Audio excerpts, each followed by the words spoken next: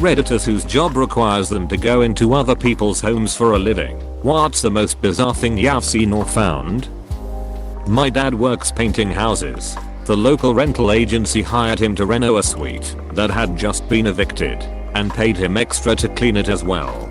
There was an awful smell that he couldn't figure out the source of until he finally started cleaning the kitchen day 2. The evicted tenant had taken a shit in the dishwasher before they left and run a quick cycle. It was coating the whole interior. I'm a paramedic in a regional area in Australia. We used to go to a very small town about 30 minutes away to see the same patient every other week. They were never particularly sick, just didn't care for themselves well. She was an older lady, probably in her late 60s, and she lived with her adult son. The house was horrible old, falling down, full of garbage. A classic hoarder house. They both lived in the same room. What should have been the lunch room. Presumably they shared a bed, as there was only one, and no lounge or recliner, just dining chairs. None of this was so bad that I thought about it very often. Though, what really got me thinking was the large, visibly used dildo which was usually on the bedsheets, sometimes on the computer desk. I had nightmares about that dildo. I clean houses. One guy has his snap-on toolbox in his closet, and instead of naked women on the wall, like I'm used to, stepdad is a mechanic. He has posters of a young Queen Elizabeth II. You might already know this, but she was a mechanic. Drove and repaired ambulances in WW2. Even though I think snap-on is overpriced, I would definitely love using toolboxes as dressers, cupboards, cabinets, etc. They look cool, lockable, strong. But my wife won't let me. Had a job doing estimates for insulation and other attic work. One time I showed up at a house who needed insulation quote, and as soon as they opened the door I started gagging from a smell that was burning my eyes and nose. First thought was like that smells like ammonia. I fought through it and asked the owner where the attic access was, and he opened up the garage, and I shit you not there was cat and dog fesses everywhere with water stains all over the concrete that was most definitely urine soaked through permanently. The smell of ammonia was so overwhelming I thought I was gonna pass out from oxygen deprivation. The fesses was everywhere and piled on top of other shit. You couldn't take one step in the garage without stepping on it. Still standing outside the garage door I saw the access had no ladder, so told the guy I would be right back with my ladder. I got in my car and took a few minutes to catch my breath, then called my boss as I noped out of there. My boss called animal control, but have no idea what happened after that. I volunteer for a breed specific dog rescue and do home visits / inspections for people who want to adopt dogs. It's usually mostly a formality to make sure the potential adopters know the quirks of this breed and are well prepared to live with them, and allow them a chance to ask me questions about living with this breed. One home visit though, it was in a rough part of town. A woman and her 17-year-old child living in an elderly and incapacitated man's home. They helped care for him in exchange for a place to live. The home was just generally not in great shape, cluttered, not super clean. The woman and her daughter lived upstairs, which was 3 small bedrooms, all with the doors shut. They opened room 1. It was being used to house foster kittens. The second room was the girl's bedroom, but they opened the door and it was just crammed with junk. You couldn't even get into the room. So the mom and daughter shared a bedroom. They opened the door to this third room. The smell of ammonia instantly hits me. My eyes are burning. I feel like I can't breathe.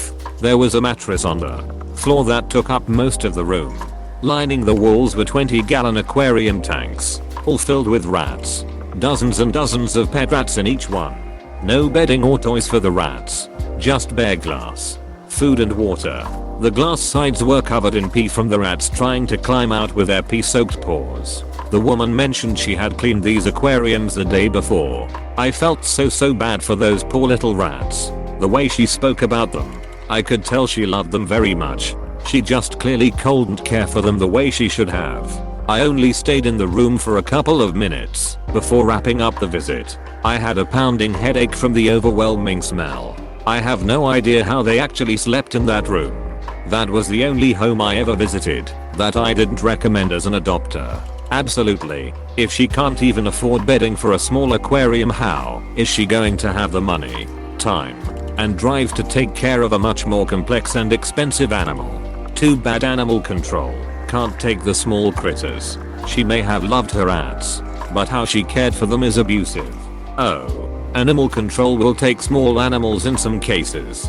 There was a rescue who was ran by one woman and they recovered cats, dogs, better fish, and other small animals because she was just hoarding them. If it's bad enough, they will seize a small animal, usually not fish unless it's hoarding. A plumber went down to service the boiler in the basement and the home owner walked me through their bedroom.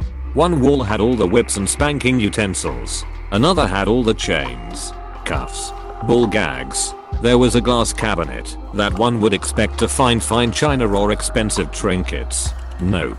Dildos and vibrators. All shapes, sizes and colors. Not one but two sex swings hanging from the ceiling.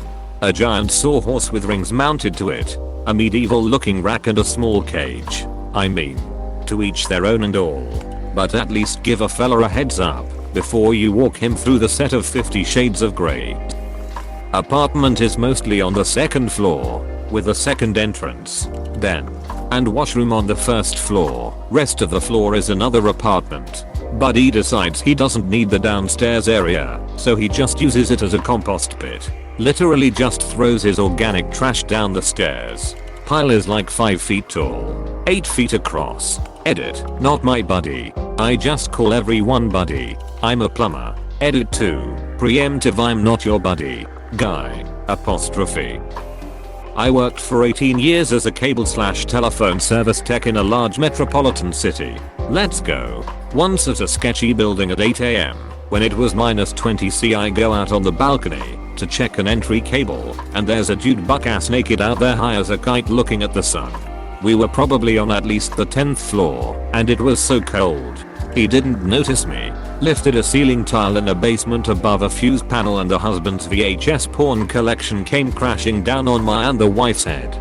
She was not chill. Moved a son's bed with a mom in a sketchy housing project, and his gun/weed were exposed. She was super apologetic, and it was pretty sad.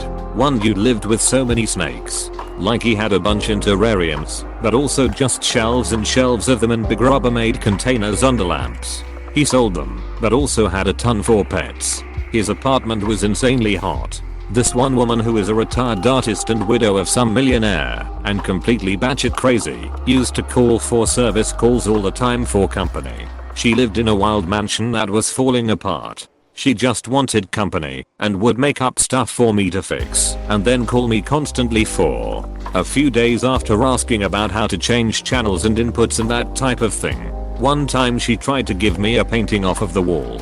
She picked it off the wall and tried to stuff it in my hands, like an 8 feet framed painting. I got the vibe that she had very little income, but a lot of rich friends that had abandoned her. Another sad story. So many hoarders. So many piles of trash that leave you only a small alleyway to walk. Dog and cats fesses everywhere. Insane smells. Coffee cups. Piles of them. Cigarettes. Everywhere. A house where the sewage had backed up and flooded the entire basement all the way up to about a 6 feet poop mark on the walls. They claimed they were waiting on an insurance settlement. It looked like it probably happened months before. The place was also otherwise insanely disgusting. Like 3 old busted trucks in the front lawn. Disgusting. They were not getting that settlement anytime soon, and I guessed that they had probably been living with that stench for ages. The horrors of an apartment of someone with extreme schizophrenia living in government housing. This disease tends to make people think that they are being monitored so often in a bout of extreme mania. Someone with it will often tear out all of the phone and cable wiring in their place and then later realize that they need it and call for a service call. I had one lady who I went back to a couple of times who had written on every square inch of her apartment walls sentence fragments, different thoughts and things that seemed to be written in different voices. She had cut a 1x1 foot hole in her wall around her phone jack and ripped all the wires out. I patched up what I could and assured her we wouldn't bill her. She also cornered me at one point and tried to tell me that it wasn't her writing on the walls and that people come at night and do it. Abject poverty. So much poverty. A poop in a stairwell in a really bad building. Huge friggin' rats living in the basements of some old government housing. A man who was what's eating Gilbert Great Mama fat and unable to leave his bed.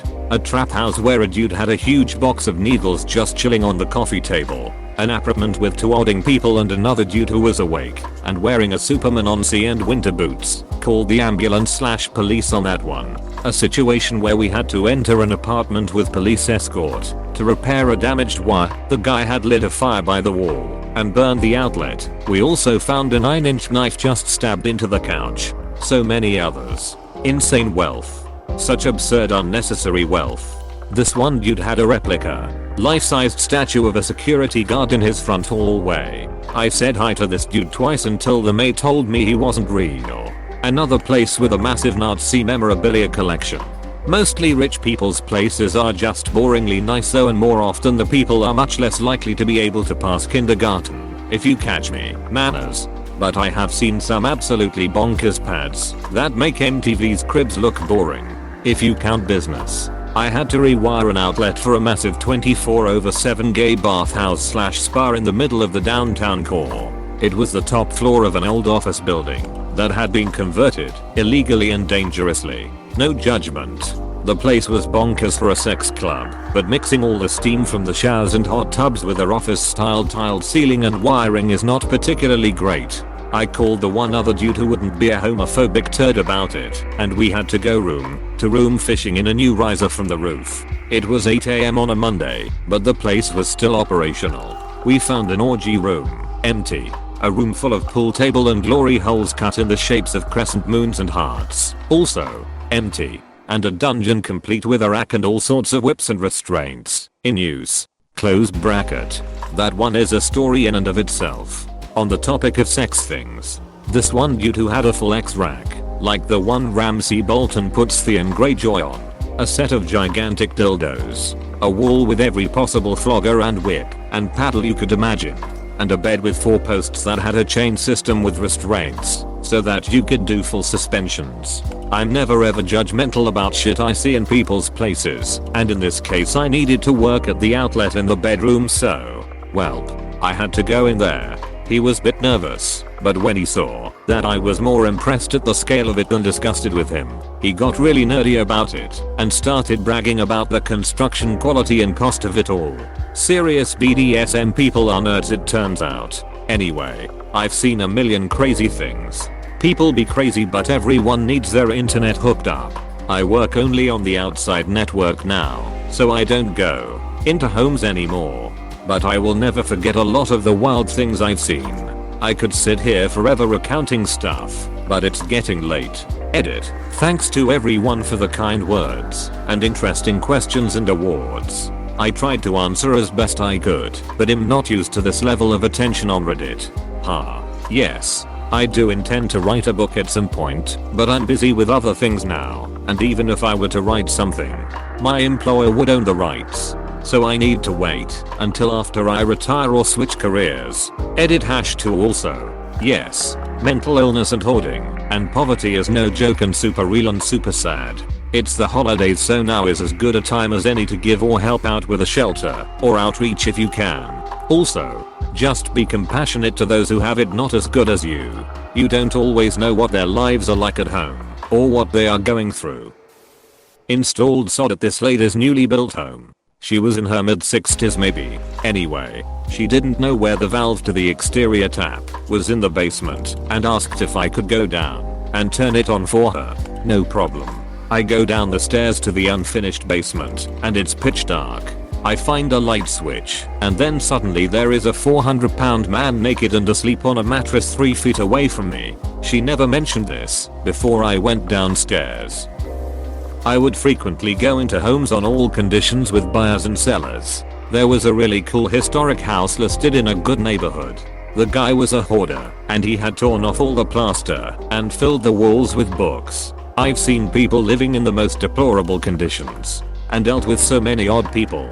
Edit. The books were in every room of the house, floor to ceiling. Realtor here. I was showing a house that was supposed to be empty. I knocked and rang the bell to make sure. Once inside I walked into a bedroom and found the current tenant butt ass naked absolutely slamming on an electronic drum kit in what was a mostly soundproof room. He never noticed I was there, but I'll never forget him. Probably late, but former pest control tech.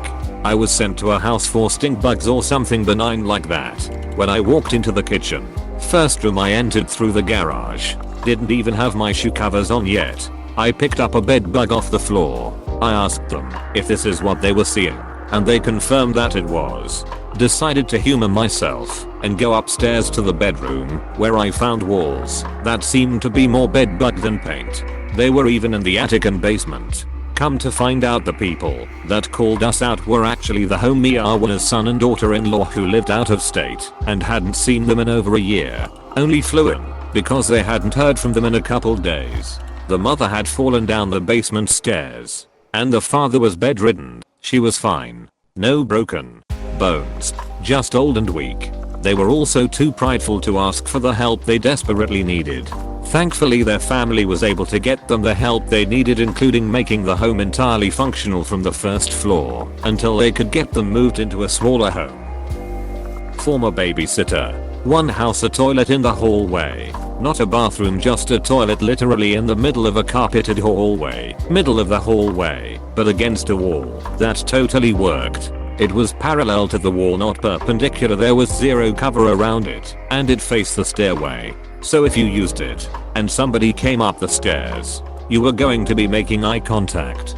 I never understood it. It looked like someone just set a toilet down for a minute. There was a full bathroom 6-way connected to the hallway. Edit. This was a small 2-story house with a family of 4. The hallway was narrow, and if the toilet was perpendicular to the wall, I'm not sure you could have walked by down the hallway without bashing your shins on it. Unless you turned sideways. It did work. It was clean, but probably wasn't used by the family, since it was covered in child locks after the toddler discovered flushing things. I used to do home health and just go in and help people with everyday things they couldn't do because of their condition. Had this really sweet older lady with a bad case of psoriasis. Her floors had a layer of dead skin covering nearly every square inch of the apartment. It was even in her dog's water bowl. Did my best to keep it clean and visited twice a week. Each time it was just as bad. I can still smell it if I think about it. Bed bugs. Now some people are gonna come here and comment that bed bugs are very elusive and leave only subtle signs. They're right, except when the infestation is so thorough that the little duckers are crawling en masse during daylight, and the walls, carpets and furniture are blackened by their fesses. Nope, right the duck out of there. Oh boy, time for me to dust off one of my classics. I used to be pool guy. I used to go into people's backyards to clean their pools. One week, it was a 4-day week due to a holiday, so I'm not going on the scheduled days. I'm cramming 5 days of work into a 4-day week. It's a hot summer day, and I walk into the backyard of this house, get through both gates, and I'm met with an odd sight. These 2 kids, maybe 14 or 15, are absolutely butt-ass naked, cuddled on a poolside recliner. I look at them. They look at me. I immediately turn around, and they run inside. I see the owners all the time, but I've never seen these kids before. Next week I go. The wife was outside, and we started chit-chatting. I ask her if she's had any visitors recently. She says no. I'll let her know that I saw some kids in her backyard, and she cut me off. She says, "Yeah, surprised you haven't met them. Lem introduce you." Apostrophe. They were brother and sister. They cancelled service within 2 months. I used to work in frontline child protection. I've seen hoarder homes that were unsafe to enter. One place the laundry was the dog's bathroom and there was months old dog shit everywhere. Meth labs, and all sorts of shit. One of the worst things I saw was a shit smeared room with a regular baby crib that the parents had put lid on it, turning it into a cage. The child was 5. I thought the rugged and abandoned crack house we had to fix was pretty cool and thought it could be saved. I lifted it up and underneath was literally thousands of used needles, mostly uncapped too. Same house had a perfect condition ping pong table in it, but everything else was stripped or destroyed, including tiles from walls. But not all ping pong table. Also won $20 by opening a fridge. Same house that was sealed shut and said don't open. It stunk so bad me and my coworker threw up in sink. Bonding time Zeke now. Spent it on beers for us. Edit. For everyone wanting to know what was in the fridge, it was old sandwiches, milk and other things. I couldn't even make it because of the mold. Had been turned off for about a month in the Australian summer outside. Slammed it shut and it forced the gross ass air into my lungs like a turbocharger and then throwing up began. If you enjoy watching these videos, make sure to hit the subscribe button and like this video. Thanks.